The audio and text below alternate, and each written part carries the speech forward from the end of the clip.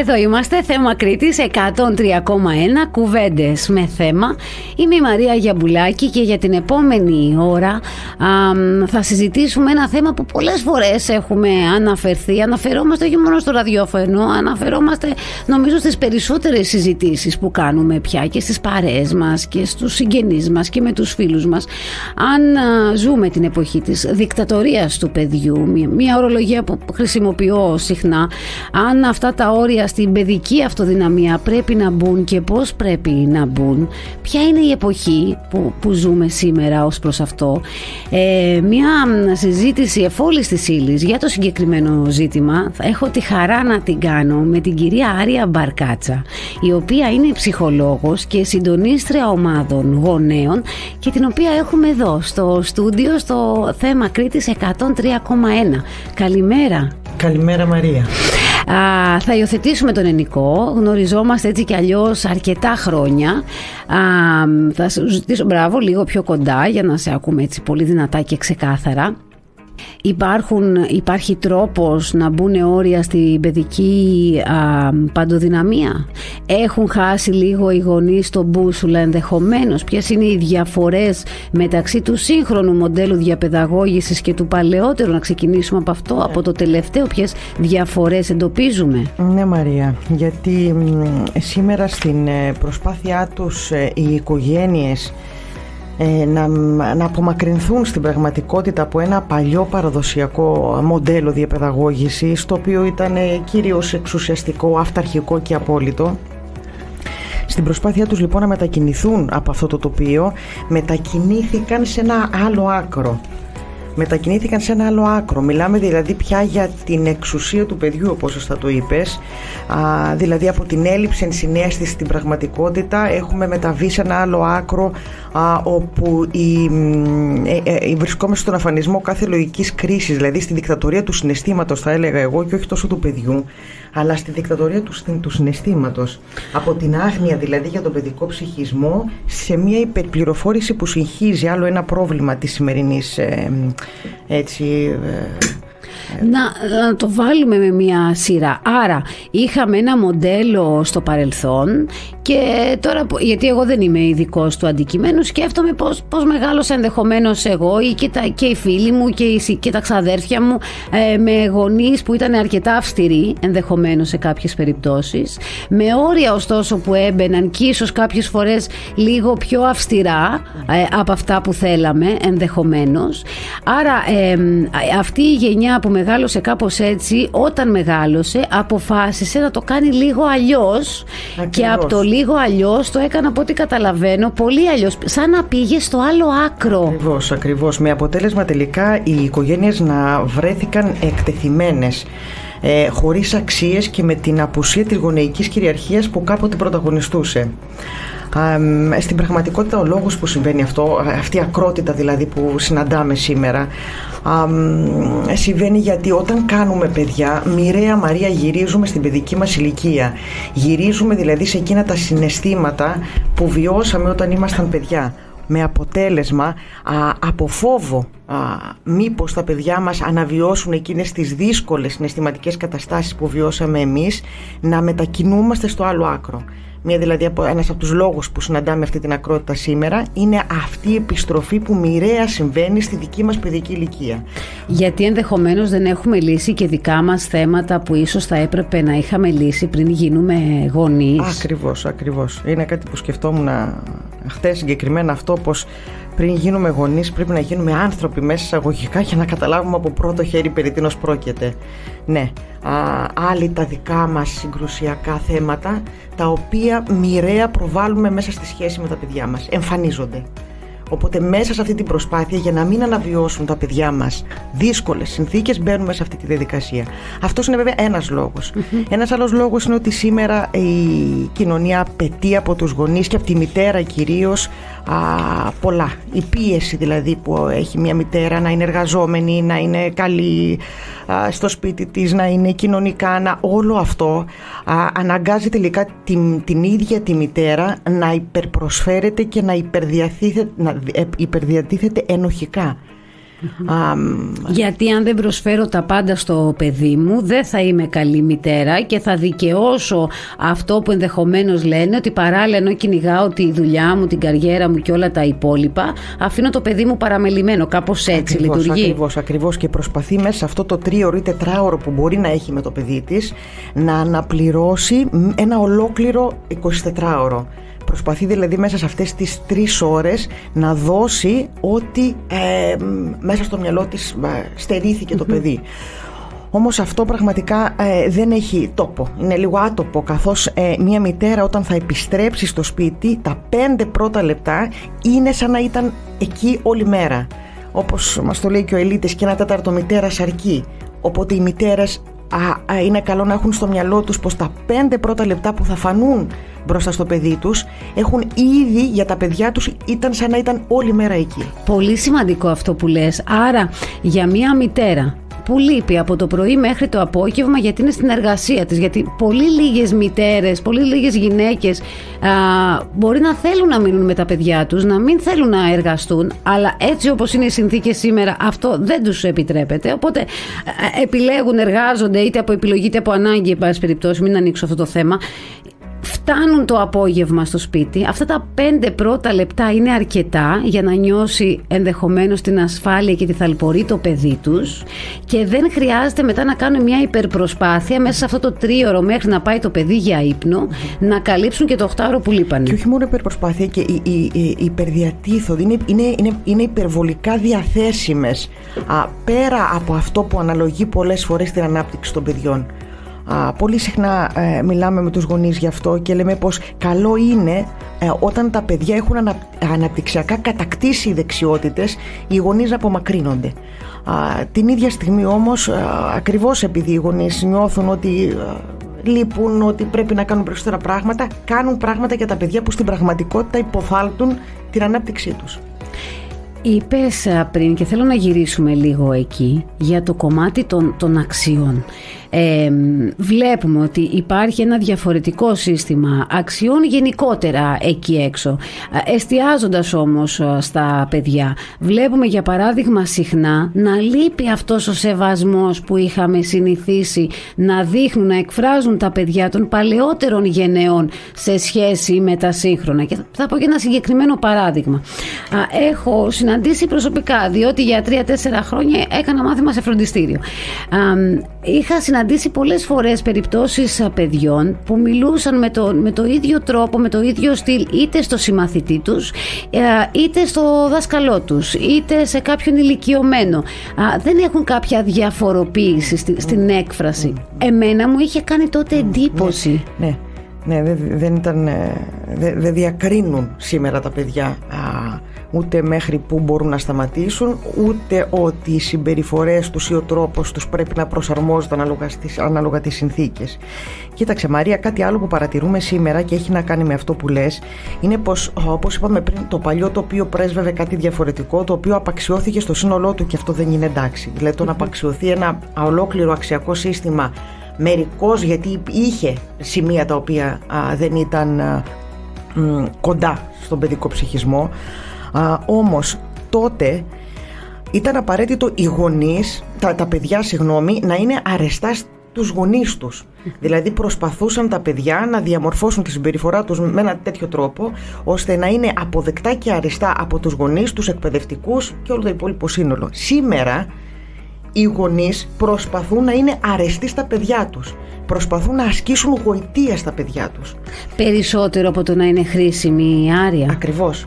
Και η άσκηση γοητείας βρίσκεται στον αντίποδο της διαπαιδαγώγησης. Δηλαδή δεν μπορώ να θέλω να σου είμαι αρεστός και την ίδια στιγμή να σου επιβάλλω ένα όριο και να σου πω ότι αυτό που κάνεις δεν είναι σωστό. Δηλαδή δεν γίνεται να θέλω να σου είμαι αρεστός και την ίδια στιγμή να σου πω πράγματα που δεν σου αρέσουν ή να σου συμπεριφερθώ με έναν τρόπο που δεν σου αρέσει.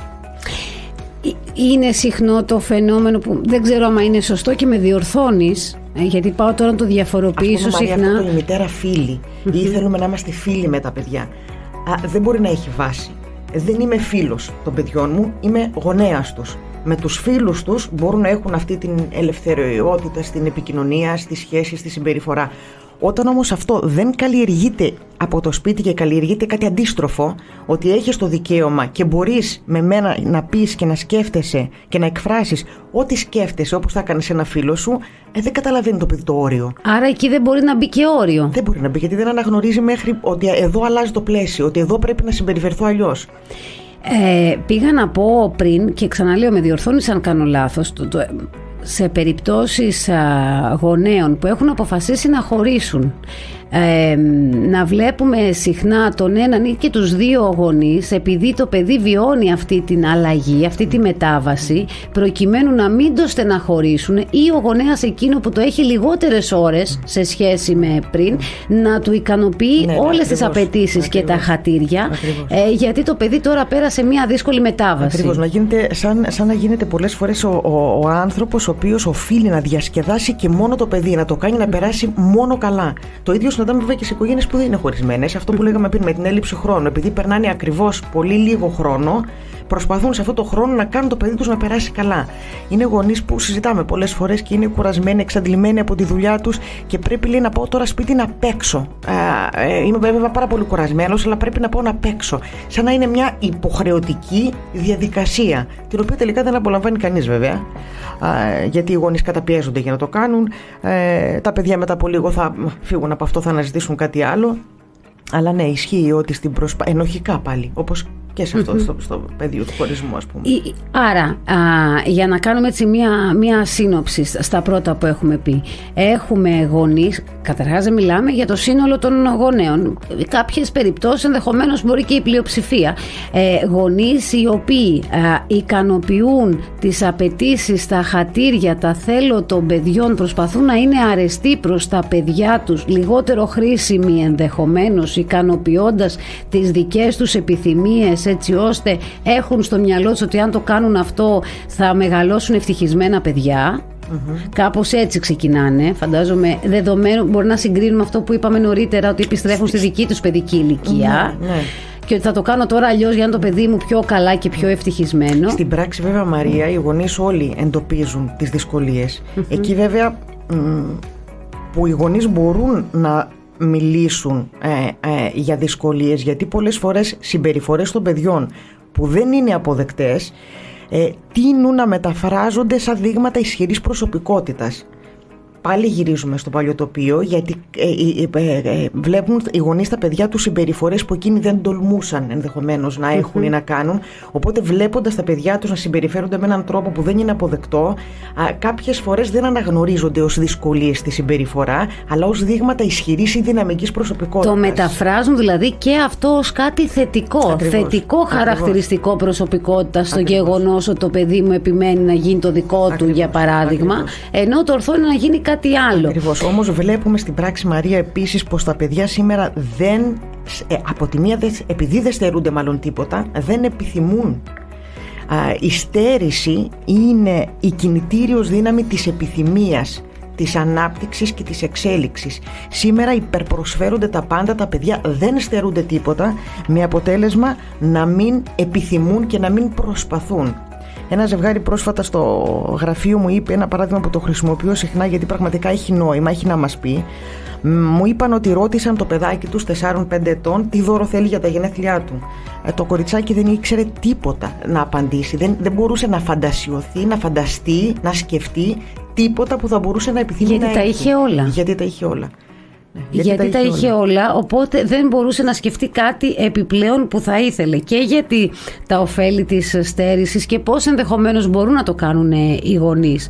Το κομμάτι των ορίων. Ακόμα και αν διαπιστώσουμε ότι στο παρόν και στο παρελθόν κάναμε κάποια λάθη ως γονείς, πώς μπορούμε να τα διορθώσουμε. Αυτά και ακόμα περισσότερα θα συνεχίζουμε να συζητάμε με την Άρια Μπαρκάτσα. Θα πάμε σε ένα σύντομο μουσικό διάλειμμα και θα επιστρέψουμε εδώ στο Θέμα Κρήτης 103,1.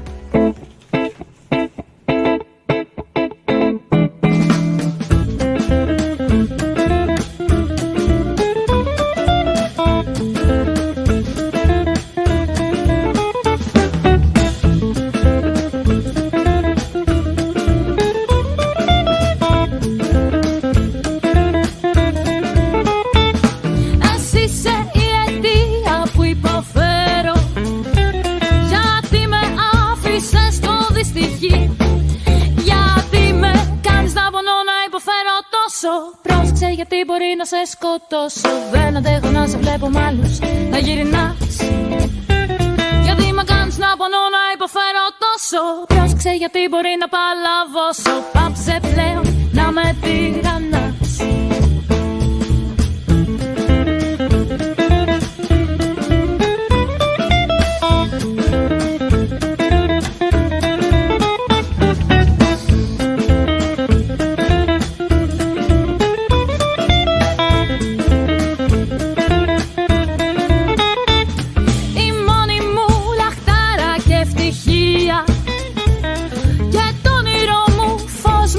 Εσύ. Σε αγαπώ, πώς να στο πω μωρό μου πίσω, έλα. Μη με παρατάς και κάνω καμιά τρέλα. Στο έχω πει χωρίς εσένα ζήσω, δεν μπορώ. Σε αγαπώ, πώς να στο πω μωρό μου πίσω, έλα. Μη με παρατάς και κάνω καμιά τρέλα. Γύρισε ξανά, σε συγχωρώ.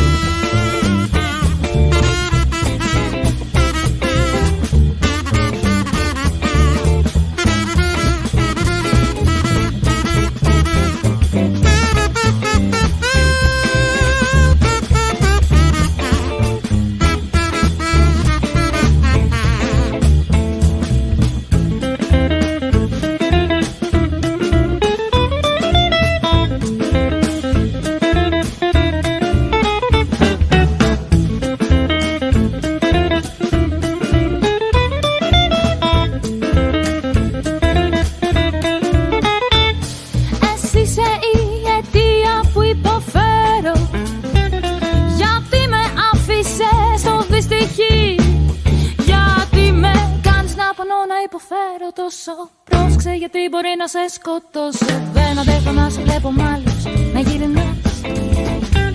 Γιατί με κάνεις να πονώ, να υποφέρω τόσο. Πρόσεξε γιατί μπορεί να σε σκοτώσω. Πάψε πλέον να με τυραννάς. Εδώ είμαστε, θέμα Κρήτης 103,1. Συζητάμε με την Άρια Μπαρκάτσα, η οποία είναι ψυχολόγος και συντονίστρια γονέων για τα όρια στην παιδική παντοδυναμία, για το πώς βάζουμε όρια, ποιες είναι οι διαφορές στο μοντέλο των προηγούμενων γενεών, ενδεχομένως πώς εμείς μεγαλώσαμε, πώς μεγαλώνουν τα παιδιά σήμερα, κάποια αρνητικά και κάποια θετικά. Θα πάμε τώρα λίγο, γιατί λέγαμε λίγο νωρίτερα, Άρια, για το κομμάτι, για την αναγκαιότητα της στέρησης τελικά, για ένα παιδί που φαίνεται ότι τα έχει όλα ή τα έχει όλα σε θέμα υλικών, παιχνίδια, και δεν μπορεί να σκεφτεί εύκολα τι άλλο του λείπει, τι άλλο χρειάζεται. Ποια είναι τα ωφέλη της στέρησης τελικά? Η στέρηση, Μαρία, όπως είπαμε και πριν, είναι η κινητήριος δύναμη της επιθυμίας, της εξέλιξης, της ανάπτυξης.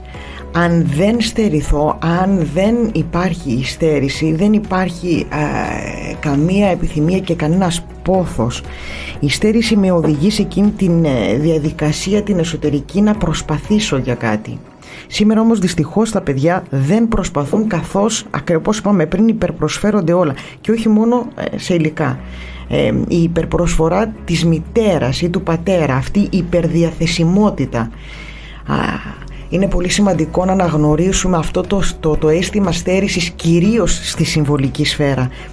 Αυτό το μήνυμα, για να το καταλάβει ένα παιδί, το οποίο όταν το συλλάβει στη συμβολική σφαίρα δεν μπορεί να το κλονίσει τίποτα, είναι ότι δεν είναι το κέντρο του κόσμου. Είναι ότι η μητέρα θα έχει την αίσθηση ότι το παιδί της δεν είναι ο κόσμος της ολόκληρος, ότι δεν είναι σε αυτή τη ζωή μόνο μητέρα.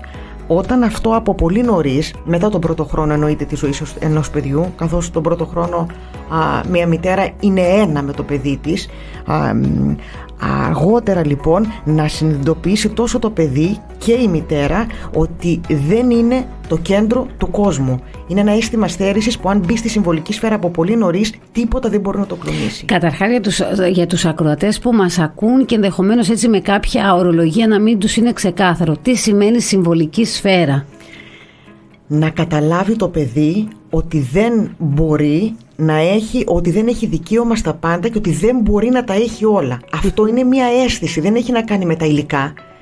Είναι ότι έχω αυτή την αίσθηση στη ζωή, ότι δεν μου ανήκουν όλα, δεν μπορώ να τα έχω όλα, έχω περιορισμούς. Το οποίο είναι και σημαντικό μάθημα, διότι αν το παιδί μεγαλώσει μέχρι τα 15, 17, 18 ενδεχομένως σε ένα περιβάλλον που το έχει εκπαιδεύσει ότι μπορεί να τα έχει όλα, βγαίνοντας μετά εκεί έξω, ενδεχομένως στην πραγματική ζωή, που εκ των πραγμάτων δεν θα τα έχει όλα, έτσι κι αλλιώς το σοκ μπορεί να είναι ισχυρότερο. Και θα προσπαθήσει να τα έχει όλα και θα έχει συμπεριφορές όπως αυτές που συναντάμε. Δεν θα ξέρει πού μπορεί να σταματήσει ή πού πρέπει να σταματήσει. Πού υπάρχει το όριο. Ήθελα να πάμε σε κάτι άλλο που αναφερθήκαμε λίγο νωρίτερα, να το πούμε λίγο πιο ξεκάθαρο. Μας είπες νωρίτερα για γονεϊκή κυριαρχία και ποια είναι η διαφορά της με τον αυταρχισμό. Να το βάλουμε λίγο σε μία σειρά για να καταλάβουν και οι ακροατές που μας ακούν. Ακριβώς. Είναι πολύ σημαντικό να καταλάβουν οι γονείς ότι είναι άλλο πράγμα η γονεϊκή κυριαρχία. Αυτό που θέλουμε δηλαδή να ανακτήσουμε, να έχουμε ξανά οι σημερινοί γονείς μέσα στις οικογένειές μας, σε σύγκριση με τον αυταρχισμό. Κυριαρχώ λοιπόν σημαίνει είμαι δημιουργός μιας ιδέας ή μιας σκέψης και έχει προορισμό να κατανοηθεί από το συνομιλητή μου, από το παιδί μου. Αυτό αυτόματα χτίζει μια ιεραρχία στη σχέση, όπως είναι ο δάσκαλος για παράδειγμα με το μαθητή. Στον αυταρχισμό δεν υπάρχει αυταρχισμός είναι η κατάχρηση της κυριαρχίας και στον αυταρχισμό δεν υπάρχει η δυνατότητα από την άλλη πλευρά, από τον συνομιλητή, να εκφραστεί ή να επικοινωνήσει συναισθήματα. Η γονεϊκή κυριαρχία σημαίνει είμαι στη θέση μου σαν γονέας, αλλά ταυτόχρονα ενσυναισθάνομαι και ακούω τις διαφορετικές θέσεις ή απόψεις που έχει το παιδί. Όμως σε μία απόφαση, για παράδειγμα, που έχουμε πάρει οικογενειακά, θα γίνει αυτό που έχει ορίσει ο γονέας. Δεν μπορούμε δηλαδή να αφήνουμε τις αποφάσεις ολόκληρης της οικογένειας ή των πεποιθήσεων πάνω σε ένα παιδί. Άρα κάποιες φορές ενδεχομένως είναι καλό να συζητάμε με τα παιδιά σε κάποια θέματα και να λαμβάνουμε υπόψη τη θέση, την άποψή τους, τι θέλουν να κάνουν. Είναι σημαντικό σε όλα να λαμβάνουμε υπόψη τη σκέψη και τα συναισθήματά τους. Αυτό όμως δεν σημαίνει ότι αυτά θα οδηγήσουν μια κατάσταση ή θα αναλάβουν τα παιδιά ρόλο καθοδηγητή μέσα στις οικογένειες. Το ρόλο του καθοδηγητή συνεχίζει και πρέπει να συνεχίζει να τον έχει ο γονέας, οι γονείς. Ακριβώς. Που καλό είναι να ακολουθούν και ένα ίδιο μοντέλο, γιατί συχνά βλέπουμε ο γονέας Α να πράττει το ένα, η μητέρα ή ο πατέρας, και αντίστοιχα το Β, και να μπερδεύεται και το παιδί. Άλλο τεράστιο ζήτημα και αυτό. Δεν είναι τόσο βέβαια, αν θέλεις να το δούμε λίγο και αυτό, γιατί τα παιδιά μπορούν να διαχωρίσουν τι μπορούν να κάνουν και με ποιον μπορούν να το κάνουν. Η μαμά με τον μπαμπά είναι δύο εντελώς διαφορετικοί άνθρωποι, με διαφορετικές παραστάσεις, διαφορετικές εικόνες, που σημαίνει ότι θα έχουν σε κάποια σημεία κοινά, αλλά κάποια θα έχουν διαφορετικές αξίες και πεποιθήσεις. Δεν σημαίνει απαραίτητα λοιπόν ότι πρέπει να χρησιμοποιούν έναν δρόμο, μια κοινή γραμμή που μου λένε εμένα πολλές φορές. Το παιδί μπορεί να κατανοήσει ότι με τη μαμά μπορώ να κάνω αυτά και ακούω αυτό, από τον μπαμπά όμως μπορώ να ακούσω και να κάνω κάτι διαφορετικό. Με παίρνει δηλαδή να κάνω κάτι διαφορετικό. Και είναι ok. Είναι ok και τα παιδιά προσαρμόζονται. Ξέρουν ότι εκεί μπορούν να κάνουν αυτό. Ξέρουν σε ποιον θα ζητήσουν παγωτό δεύτερο. Ακριβώς. Και σε ξέρουν θα πούν εντάξει, τώρα μην το ζητήσω. Ακριβώς. Δεν χρειάζεται. Ναι. Είναι νομίζω καλύτερο αυτό από το να προσπαθούν οι γονείς να μπουν σε μια διαδικασία, να κάνουν ή να είναι κάτι που δεν είναι στην πραγματικότητα. Δηλαδή να προσπαθήσουν να ακολουθήσουν τις πεποιθήσεις ή τις αξίες του συντρόφου σε όλα, ενώ οι ίδιοι δεν μπορούν να το υποστηρίξουν.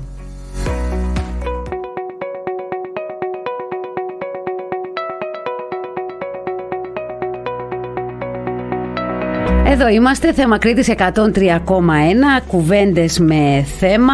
Για να το ξαναπιάσω, μάλλον από εκεί που το άφησα. Οι καθοδηγητές λοιπόν μέσα στο σπίτι είναι οι γονείς, εκείνοι καθοδηγούν και δεν είναι βοηθητικό ή δεν πρέπει να αφήνουν το παιδί να καθοδηγεί. Έχουμε φτάσει στο σημείο που το παιδί καθοδηγεί τις οικογένειες, Άρια. Ναι. Και ποιες είναι αυτές οι συνέπειες, ποιες είναι οι συμπεριφορές ενδεχομένως, τι σημαίνει στην πράξη το παιδί καθοδηγεί και ποιες είναι οι συνέπειες στο ότι το παιδί καθοδηγεί, και να πάμε να δούμε αμέσως μετά πώς μπορούν και οι γονείς να βάζουν όρια σε κάποιες περιπτώσεις. Άλλο ένα παράδειγμα έτσι μου ήρθε στο μυαλό τώρα, όπου μια οικογένεια έχει κανονίσει Κυριακή να πάνε οικογενειακό γεύμα στη γιαγιά. Τελικά δεν πήγαν στο οικογενειακό γεύμα στη γιαγιά, γιατί η μικρή δεν ήθελε. Ήταν κανονισμένο να πάμε στη γιαγιά να φάμε Κυριακή. Όμως δεν πήγαν γιατί η μικρή δεν ήθελε. Η μικρή δηλαδή αποφάσισε ότι δεν θα πάει και κανείς. Για ολόκληρη την οικογένεια. Και αυτό, όπως το καταλαβαίνω, δεν είναι οκ. Δεν είναι οκ για μια οικογένεια να έχει προγραμματίσει κάτι και το παιδί να είναι αυτό που θα αποφασίζει ότι δεν θα πάνε επειδή δεν θέλει. Ακριβώς. Είναι δυσανάλογη η απόφαση για ένα παιδί, πρώτον, και δεύτερον, σαφώς δεν θα ήταν οκ ούτε να αποφάσισαν οι γονείς να πάνε χωρίς να ακούσουν τη δυσκολία ή την άρνηση του παιδιού να πάει. Θα ήταν καλό δηλαδή σε ένα τέτοιο παράδειγμα να ακούσουμε το παιδί, να το συζητήσουμε. Να μας πει το παιδί μου δεν θέλω να πάω. Γιατί στη βαριά βαριέμαι. Εσείς μιλάτε όλοι οι μεγάλοι και εγώ δεν έχω τι να κάνω. Μπορεί να έχει και δίκιο. Μπορούμε λοιπόν να ακούσουμε το παιδί. Λες λοιπόν, παιδί μου, ότι όταν πηγαίνουμε εκεί εσύ δεν το ευχαριστιέσαι, δεν περνάς καλά. Όχι. Ωραία, τι μπορούμε να κάνουμε γι' αυτό? Αλλά η θέση είναι ότι θα πάμε στη γιαγιά. Θα πάμε στη γιαγιά και έλα να βρούμε τρόπους με τους οποίους θα περάσεις κι εσύ λίγο καλύτερα. Αλλά η απόφαση να πάμε δεν αλλάζει και έλα να συζητήσουμε πώς μπορεί να υλοποιηθεί καλύτερα. Μέσα σε αυτό. Ακριβώς. Αυτή είναι η θέση, Μαρία. Αυτό είναι. Ο γονέας έχει τη θέση του, η γονεϊκή κυριαρχία, και την ίδια στιγμή ενσυναισθάνεται, ακούει και καταλαβαίνει το παιδί. Είναι ένα καλό παράδειγμα αυτό που λέμε για το πώς να βάζω και όρια. Ακριβώς. Συζητάω, ακούω, δεν σημαίνει όμως ότι αλλάζω τη θέση μου, ότι αλλάζω την άποψή μου. Δεν είναι όλα διαπραγματεύσιμα. Υπάρχουν πράγματα που μπορούμε να διαπραγματευτούμε σαν γονείς, αλλά σίγουρα δεν είναι όλα διαπραγματεύσιμα. Και επειδή πολλοί γονείς με ρωτάνε πώς να το κάνουμε και πώς να το πούμε, έχει να κάνει, δεν υπάρχουν οδηγίες για όλες τις οικογένειες. Κάθε οικογένεια έχει το δικό της σύστημα αξιών. Αυτό δηλαδή που για μια οικογένεια είναι αδιαπραγμάτευτο, για μια άλλη να μην είναι. Οπότε δεν υπάρχουν ακριβώς οδηγίες, Μαρία, ότι πρέπει να ορίσουμε αυτό σαν όριο. Έχει να κάνει με το πώς στέκεται κάθε οικογένεια, πώς είναι δομημένο, πώς είναι το σύστημα αξιών της. Δεν υπάρχουν όμως κάποιες αξίες οι οποίες ενδεχομένως οριζόντια να ήταν βοηθητικό να υπάρχουν? Και τι εννοώ? Για παράδειγμα, η αξία του σεβασμού. Το παράδειγμα που λέγαμε νωρίτερα, ότι ένα παιδί πρέπει από κάποιον να μάθει ότι σέβομαι το μεγαλύτερο, ότι μιλάω με ένα διαφορετικό τρόπο, ότι σέβομαι τον συνάνθρωπό μου, ακόμα σέβομαι και τον συμμαθητή μου, δεν μπορώ να κάνω ό,τι θέλω όπως θέλω, αλλά λαμβάνω υπόψη και τον άλλον. Η αξία του σεβασμού, για παράδειγμα, δεν είναι μια οριζόντια αξία? Μαρία, κατά τη γνώμη μου, ναι. Όμως επειδή η πληροφορία που λαμβάνουν σήμερα οι γονείς είναι τόσο μεγάλη, τελικά του συγχύζει και περιπλέκει ακόμα περισσότερο αυτό το σύστημα αξιών. Γιατί για μένα είναι αυτό, ναι. Για μένα μπορεί να είναι αυτό, όμως για μια οικογένεια μπορεί να είναι η σωστή διατροφή, να είναι η στέρηση ή η προσπάθειά τους να στερήσουν από τα παιδιά πράγματα άλλα, δηλαδή αυτό που συναντάμε σήμερα με τις οθόνες. Αναλογεί σε μια οικογένεια πολλές φορές 80 ή 90% των συγκρούσεων μπορούν να συμβαίνουν. Δηλαδή έχει να κάνει με το που κάθε οικογένεια θέλει να εναποθέσει την ενέργεια για να καλλιεργήσει τις αξίες της και ποιες είναι αυτές. Ναι, στο κομμάτι των οθονών, που είναι επίσης ένα τεράστιο θέμα, μια τεράστια κουβέντα, εκεί και αν κατά τη γνώμη μου, που δεν είμαι γονέας εντωμεταξύ, το συζητάμε όλο αυτό, εκεί όμως και αν έχω την αίσθηση ότι πρέπει να μπουν όρια, διότι τρομάζω στην κυριολεξία βλέποντας, καλά, όχι μόνο παιδιά και μεγαλύτερης ηλικίας ανθρώπους, οι οποίοι είναι συνεχώς μπροστά από μια οθόνη. Σαν να έχει ξεχάσει ο κόσμος να επικοινωνεί χωρίς, να μην μπορεί να επικοινωνήσει μάλλον χωρίς τη συσκευή. Να χρησιμοποιούμε πια λιγότερο τον προφορικό λόγο. Αλλά είναι μια τεράστια κουβέντα. Ξαναγυρίζω στο προηγούμενο. Άρα η κάθε οικογένεια έχει το δικό της σύστημα αξιών και αυτό το σύστημα αξιών προσπαθεί να περάσει στο το παιδί, ακόμα κι αν εγώ τώρα που έχω μια διαφορετική άποψη, σε αυτό μια διαφορετική γνώμη χωρίς να είμαι ειδικός, για παράδειγμα η αξία του σεβασμού είναι εξαιρετικά σημαντικό να περνάει στην επόμενη γενιά. Ακριβώς επειδή όταν γεννιόμαστε με αυτά τα ένστικτα, τα εγωκεντρικά. Ναι, αλλά Μαρία, όταν έχουμε εξυψώσει σε τέτοιο βαθμό την έννοια του συναισθήματος και της ενσυναίσθησης, και ένα παιδί ας πούμε μπορεί να μιλήσει απότομα, άσχημα ή να εκφραστεί με έναν τρόπο που δεν είναι αποδεκτό και οι γονείς αυτό το εκλαμβάνουν σαν ελευθερία έκφρασης, έχουμε μεγαλύτερα προβλήματα. Για να ξαναγυρίσουμε σε αυτό, την εξύψωση του συναισθήματος και της ενσυναίσθησης. Εκεί ακριβώς είναι που θα πρέπει να μπει το όριο, όπως είπες πριν Μαρία, και συγγνώμη που σε διακόπτω, όταν υπάρχει μια συμπεριφορά που δεν είναι αποδεκτή, αλλά πρέπει να είναι καθαρή από τους γονείς ότι δεν είναι αποδεκτή. Όχι ότι είναι εντάξει αφού εκφράζεσαι. Δηλαδή ότι από τη στιγμή που εκφράζεσαι είναι εντάξει, οπότε μπορείς να μιλήσεις ελεύθερα. Εκεί ακριβώς είναι που έχει χαθεί το παιχνίδι σήμερα. Άρα, ξανά το βάζω γιατί θέλω να το συζητήσουμε λίγο παραπάνω. Ξεκινήσαμε πριν αρκετά χρόνια να συζητάμε για το να αναγνωρίζουμε, να δείχνουμε περισσότερη ενσυναίσθηση, να κατανοούμε το συναίσθημα. Συνεχίζουμε να το ακούμε, συνεχίζουμε να διαβάζουμε, να διαβάζουμε και να ακούμε συνεχώς γι' αυτό και έχουμε φτάσει στο όριο, το οποίο ξεκινώντας τη σημερινή συζήτηση, τη λογική κρίση να την έχουμε αφήσει στην άκρη. Αφού εγώ αισθάνομαι ότι είναι εντάξει και το δικό μου συναίσθημα αυτό, σημαίνει αυτόματα ότι είναι εντάξει, αλλά από ό,τι καταλαβαίνω ότι δεν είναι. Δεν είναι, γιατί έχουμε τη λογική που καλό είναι να κάνουμε χρήση της. Δηλαδή αυτή η η παρόρμηση τόσο των παιδιών όσο και των ενηλίκων τελικά, η οποία είναι αδιαπέραστη από κάθε λογική κρίση τουλάχιστον των παιδιών. Ναι, η λογική είναι αυτή που θα θέσει το όριο στην παρόρμηση του παιδιού. Μαρία, αυτό που θα εδραιώσει τελικά τη γονεϊκή κυριαρχία όμως στα μάτια των παιδιών είναι η αίσθηση που θα έχουν τα παιδιά ότι σε μία σύγκρουση ο γονέας θα φτάσει μέχρι το τέλος και θα βγει νικητής. Αυτή η βεβαιότητα δηλαδή ότι σε αυτή τη σύγκρουση που μπήκα με τη μητέρα μου, στο τέλος της σύγκρουσης, όσος χρόνος και να χρειαστεί να περάσει, θα τα καταφέρει, θα βγει νικήτρια, δεν θα κάνει πίσω. Αυτό όμως το δεν θα κάνει πίσω δεν είναι σημαντικό από τον ίδιο τον γονέα να μην υποκύπτει σε μία σειρά από συμπεριφορές? Δηλαδή έχω δει και χαρακτηριστικά βιντεάκια στα μέσα κοινωνικής δικτύωσης, έναν γονέα όπου το παιδί του χτυπιέται στο πάτωμα του σούπερ μάρκετ και το αφήνει εκεί να χτυπηθεί μέχρι να του περάσει, δεν του ικανοποιεί το χατήρι και μένει σταθερό στη δική του θέση. Είναι αυτό ένας καλός τρόπος για να εδραιωθεί και η γονεϊκή κυριαρχία? Ακριβώς. Γιατί εδώ την παρόρμηση του παιδιού ξέρουμε ότι θα συμβεί. Ξέρουμε ότι θα δούμε ένα παιδί που θα φτάσει σε αυτό το σημείο. Και πολλές φορές λέμε με λιγότερο ή περισσότερο επιθετικό ύφος κάποιες φορές παιδί είναι. Σαν να επικυρώνουμε μέσα μας δηλαδή το γεγονός ότι αυτή η παρορμητική συμπεριφορά μία μέρα θα δώσει τη θέση της στη λογική και αυτές οι συμπεριφορές θα σταματήσουν να υπάρχουν. Μόνο που αυτή η αυτόματη μετάβαση είναι φρούδα ελπίδα. Δεν γίνεται αυτή η μετάβαση. Δεν μπορεί να γίνει μόνη της. Χρειάζεται την παρέμβαση του γονέα για να γίνει.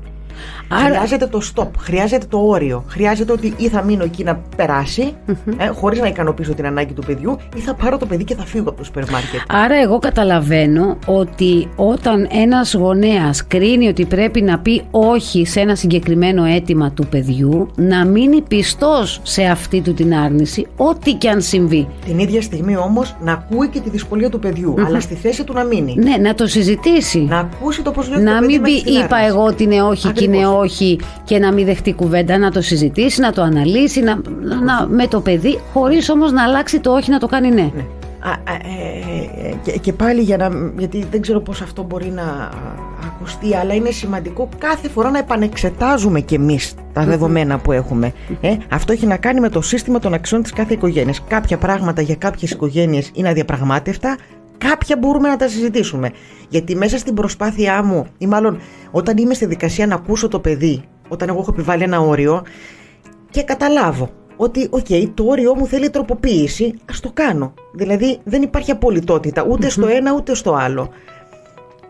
βοηθάνε, και θα το βάλω το ερώτημα, θα πάρουμε μουσική ανάσα και θα το απαντήσουμε αμέσως μετά, εάν βοηθάνε και πώς μπορεί να βοηθήσουν οι σχολές γονέων σε αυτή τη διαδικασία, διότι το λέμε έτσι χαριτολογώντας, κάποιες φορές παίρνεις ένα κινητό και μαζί με το κινητό έχεις πάρει ένα εγχειρίδιο χρήσης αρκετών σελίδων για να καταλάβεις πώς λειτουργεί, αλλά κάποιες φορές μπορεί να γίνουμε γονείς και να μην πάρουμε καν βασικές αρχές πλοήγησης σε αυτή τη διαδικασία. Μήπως χρειαζόμαστε περισσότερες σχολές γονέων γι' αυτό, αλλά κρατάμε το ερωτηματικό, μουσική ανάσα και επιστρέφουμε.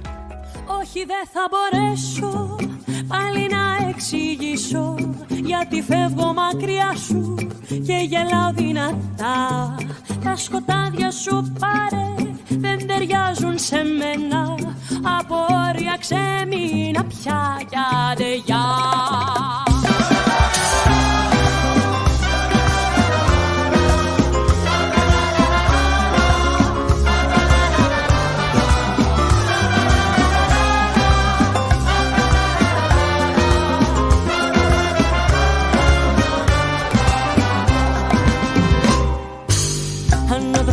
Πήγε αλλού, μακριά από τύχες του νου. Αν κανείς δεν σ' ακούει, κανείς δεν σε βλέπει. Αν για όλα σου φταίει ο εχθρός, ο δειλός άγνωστος σου εαυτός, τον καθρέφτη σου σπάει και του λες πως δεν πρέπει. Όχι, δεν θα μπορέσω πάλι να εξηγήσω, γιατί φεύγω μακριά σου και γελάω δυνατά. Τα σκοτάδια σου πάρε, δεν ταιριάζουν σε μένα, από όρια ξέμεινα πια κι άντε γεια.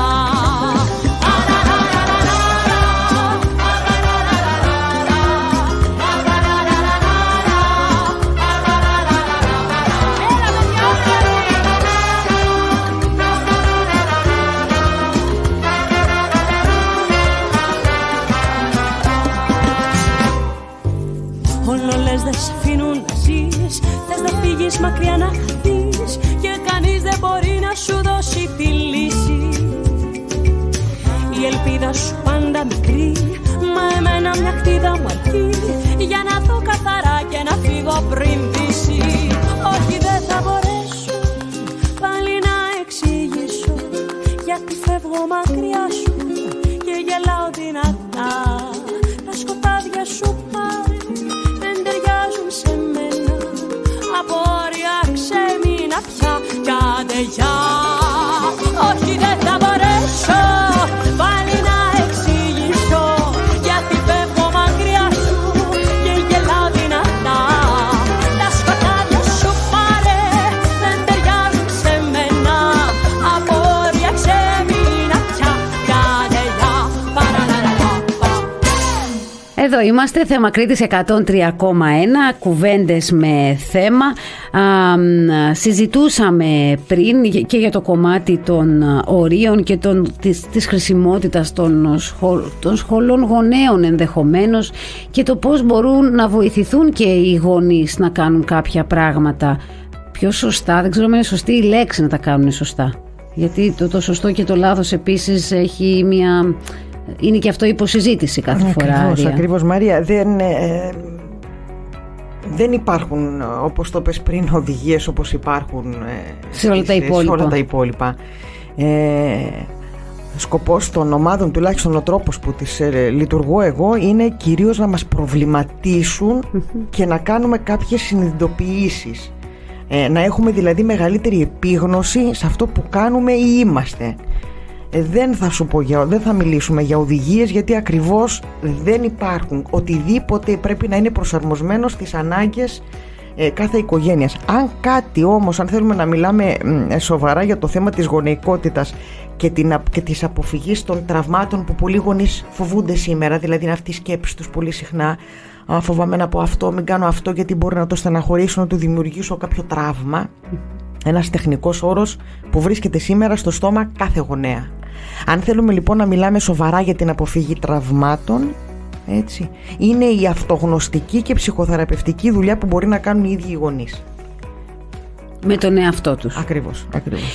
Το κομμάτι των τραυμάτων όμως που το θίξαμε, και ότι δεν λέω κάτι στο παιδί να μην στεναχωρηθεί και αυτόματα η στεναχώρια μετατρέπεται στο μυαλό του γονέα ως τραύμα, δεν είναι προβληματικό έτσι κι αλλιώς, γιατί εγώ καταλαβαίνω ότι κάποιες φορές ενδεχομένως να είναι εντάξει να στεναχωρηθεί το παιδί με μια απόφαση του γονέα. Ακριβώς. Είναι άλλο πράγμα το να στεναχωρηθεί, γιατί είναι όταν στερώ κάτι ή όταν βάζω ένα όριο. Δεν είναι όλα ευχάριστα. Δηλαδή, και αν δεν μάθει το παιδί να διαχειρίζει τα συναισθήματά του σε ένα πλαίσιο ασφαλείας όπως είναι η οικογένεια, τη στεναχώρια, την απογοήτευση, τη θλίψη, πώς θα τα καταφέρει έξω, χωρίς αυτό το πλαίσιο ασφάλειας. Όμως η δημιουργία τραυμάτων είναι ένας φόβος, μια φοβία που έχουν οι γονείς μην τραυματίσουν ψυχολογικά τα παιδιά τους, όπου βέβαια είναι. Η δημιουργία ψυχολογικών τραυμάτων, Μαρία, δεν βρίσκεται ποτέ στη σφαίρα του συνειδητού. Δηλαδή, δεν μπορώ να τραυματίσω κάποιον, το παιδί μου, με αυτό που μπορώ να σκεφτώ. Ανήκει δηλαδή σε εκείνη τη σφαίρα που είναι ανεπίγνωστη για τους ίδιους τους γονείς. Δηλαδή, κανένας γονέας δεν θα τραυμάτιζε τα παιδιά του από πρόθεση. Και σε κάθε περίπτωση θα τραυματίσουμε μέσα εισαγωγικά και εμείς σαν γονείς. Δηλαδή θα αφήσουμε τη γρατζουνιά μας στα παιδιά, θα μεγαλώσουν τα παιδιά μας και θα σκεφτούν και αυτά, όπως όλα τα παιδιά του κόσμου που μεγάλωσαν, ότι αυτό δεν ήταν εντάξει. Αλλά είναι αναπόφευκτο. Άρα, ένα άλλο που ακούω πολύ συχνά, σαν να μην θέλουμε τα παιδιά μας πια να βαριώνται.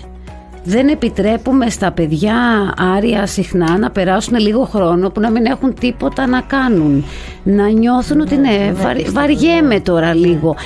Σαν να πρέπει το παιδί να είναι συνεχώς απασχολημένο με κάτι, και αν σταματήσει να ασχολείται εκείνη τη στιγμή και νιώσει το αίσθημα της βαρεμάρας, σαν να πρέπει να αλλάξουν όλα για να αλλάξει και αυτό το συναίσθημα. Για να ικανοποιηθεί άλλη μια φορά. Ναι. Για να ικανοποιηθεί άλλη μια φορά. Και πραγματικά αυτός ο κενός χρόνος είναι ο πιο πολύτιμος χρόνος για ένα παιδί, γιατί μέσα σε αυτό το χρόνο τον κενό θα σκεφτεί, θα δημιουργήσει, θα φανταστεί, θα ανακαλύψει, και όταν εγώ στην προσπάθειά μου να του καλύψω αυτό τον κενό χρόνο σπέβδω να ικανοποιήσω ανάγκες που δεν είναι πραγματικές στην πραγματικότητα, έτσι είναι πλασματικές, του στερώ δεξιότητες και ικανότητες οι οποίες θα ήταν εφόδιο σε όλη του τη ζωή. Δηλαδή το τι να κάνει, κυρίως τη δημιουργικότητά του.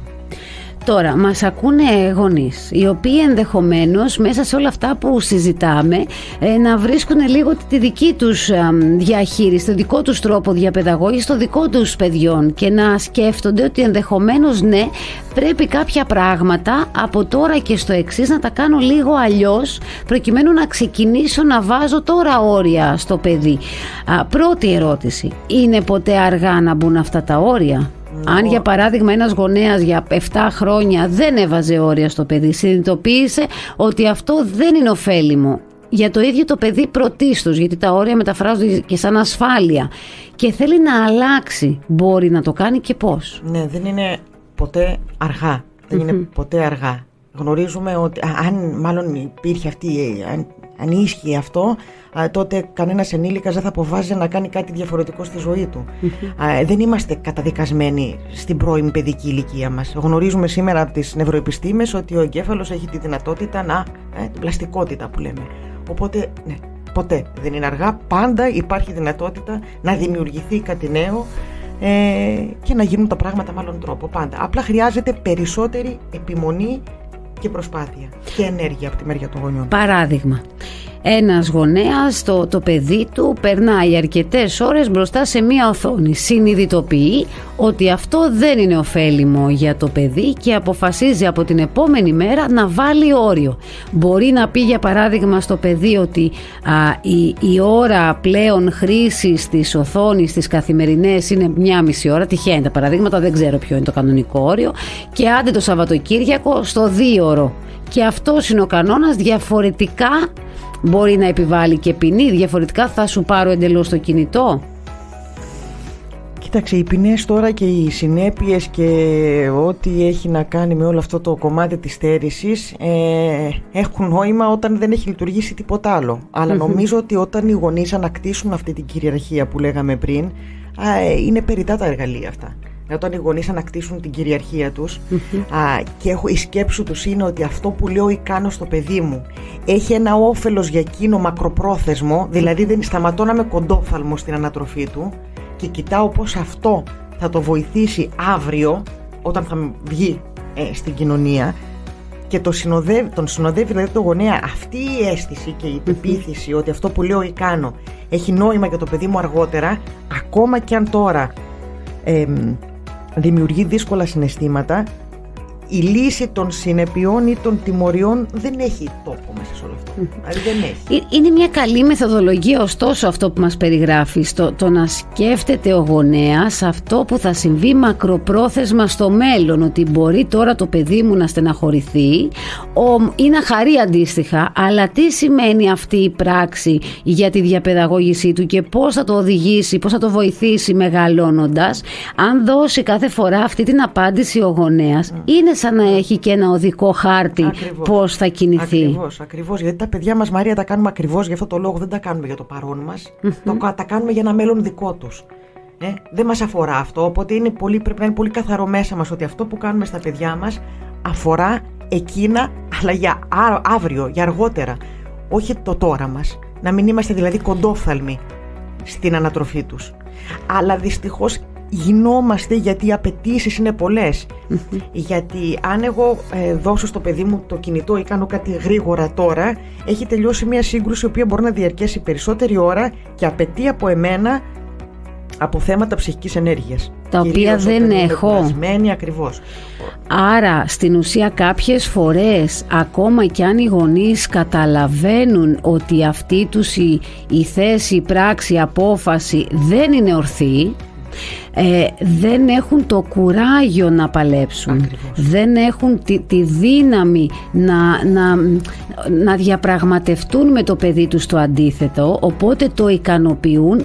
Ναι, αλλά μου ακούγεται λίγο σαν άρτο τώρα να ξεμπερδεύουμε. Ναι, αυτή είναι η πραγματικότητα, Μαρία. Η οποία μπορεί να ακούγεται λίγο σκληρή, αλλά είναι και πολύ ξεκάθαρη, ότι επειδή τώρα το να μπω στη διαδικασία να διαπραγματευτώ, ή θα μπω στη διαδικασία πάρτο να ξεμπερδεύουμε, που δεν είναι βοηθητικό, ή θα μπω στη διαδικασία να πω ότι αυτό θα γίνει και τελεία, που επίσης δεν είναι βοηθητικό, γιατί αυτό που μας λες είναι ότι να πεις όχι, να μείνεις στη θέση σου, να συζητήσεις όμως με το παιδί. Ακριβώς, να μπορείς δηλαδή να χωρέσεις τη σύγκρουση με το παιδί μέσα στη σχέση.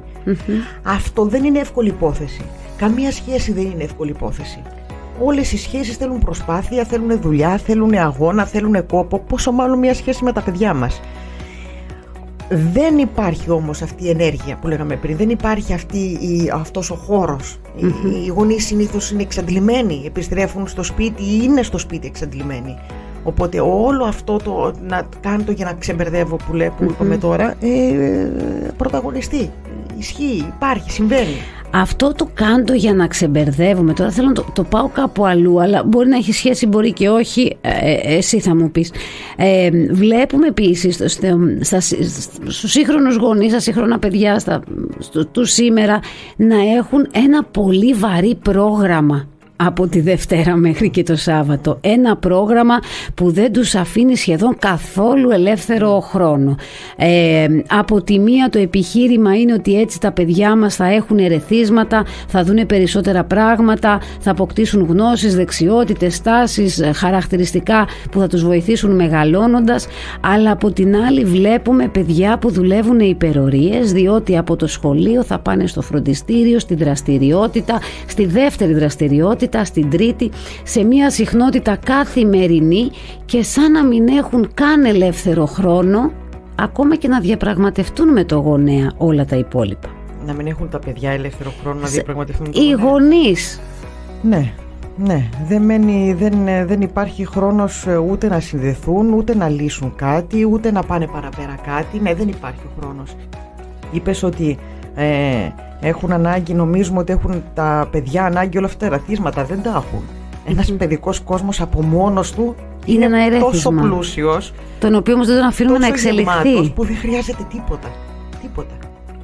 Τι ωραίο, και κάπως έτσι θα ολοκληρώσουμε, γιατί τελειώνει ο χρόνος μας για σήμερα και το κρατάω αυτό που μας είπες στο τέλος, ότι να δώσουμε ξανά λίγο χρόνο στα παιδιά, λίγο ελεύθερο χρόνο, στην κυριολεξία όμως ελεύθερο, μόνα τους με τους φίλους στο δωμάτιό τους, στην αυλή ενός σπιτιού, σε μια πλατεία να παίξουν χωρίς ορολόγιο πρόγραμμα και δραστηριότητα. Και επίσης, Μαρία, επειδή οδηγήθηκε εκεί η συζήτηση σε ό,τι αφορά την εξάντληση των γονέων και τη δυσκολία τους τελικά να διαπραγματευτούν τη σχέση ή τη σύγκρουση, είναι καλό να μπούμε σε μια διαδικασία να αναρωτηθούμε ποια είναι τα σημαντικά για μας, δηλαδή να επαναπροσδιορίσουμε λίγο τις προτεραιότητές μας, αν θέλεις.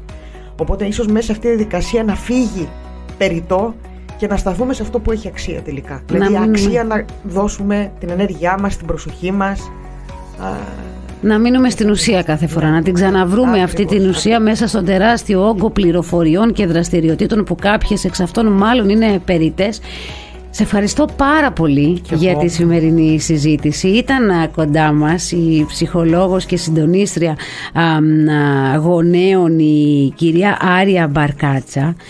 Συζητήσαμε πολύ για το κομμάτι των παιδιών. Θα συζητήσουμε ξανά, γιατί τελικά είναι μια κουβέντα και μια συζήτηση που έχουμε πολλά να πούμε ακόμα. Εσείς ό,τι και αν κάνετε, μείνετε συντονισμένοι εδώ στο Θέμα Κρήτης 103,1. Είμαι η Μαρία Γιαμπουλάκη, ήμουν εδώ για την προηγούμενη ώρα. Ραντεβού μέχρι την επόμενη φορά που θα έχουμε μια καινούρια συζήτηση στην εκπομπή Κουβέντες με Θέμα. Γεια χαρά.